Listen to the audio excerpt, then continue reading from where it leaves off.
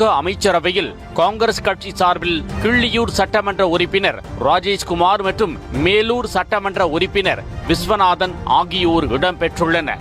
1967 ஆண்டுக்கு பிறகு காங்கிரஸ் கட்சி தமிழக அமைச்சரவையில் இடம் பிடித்து காங்கிரஸ் கட்சியின் நிர்வாகிகள் மற்றும் தொண்டர்கள் மத்தியில் புத்துணர்ச்சியை ஏற்படுத்தியுள்ளது. 1967 ஆண்டு திமுகவிடம் ஆட்சியை காங்கிரஸ் பறிகொடுத்த நிலையில் அதற்கு பின்னர் அதிமுக திமுக என மாறி மாறி ஆட்சி செய்து வந்த நிலையில் கூட்டணி கட்சிகளுக்கு ஆட்சியில் பங்கு என்ற நிலை வரவில்லை. 2006 ஆண்டு மட்டும் ஒரு வாய்ப்பு காங்கிரஸ் கட்சிக்கு கிடைத்த நிலையில் அதனையும் தவறவிட்டது.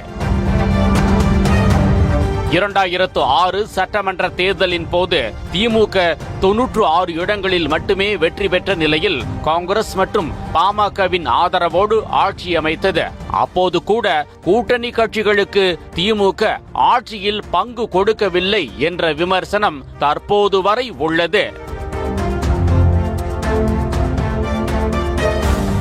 ஆட்சியில் பங்கு என்ற காங்கிரஸ் கட்சியின் கோரிக்கை தற்போது நிறைவேறியுள்ள நிலையில் இதன் மூலம் அக்கட்சியை மேலும் வலுப்படுத்த ஒரு வாய்ப்பாக அமையும் என எதிர்பார்க்கப்படுகிறது. இதற்கிடையே எக்ஸ் பக்கத்தில் 59 ஆண்டுகளுக்கு பிறகு தமிழ்நாடு அமைச்சரவையில் காங்கிரஸ் கட்சி இடம்பெற்றுள்ளதாக அக்கட்சியின் தேசிய பொதுச் செயலாளர் KC வேணுகோபால் குறிப்பிட்டுள்ளார்.